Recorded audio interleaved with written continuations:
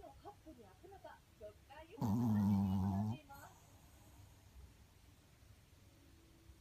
そして、ミニサンデーや杏仁豆腐など、創業以来のロングセラーとなっているデザートを一度に味わえるデザートプレートもおすすめです。続いては、おととしアメリカのテレビ局 CNN が世界のベストデザート10の一つに選んだ台湾で人気のスイーツ店アイスモンスタ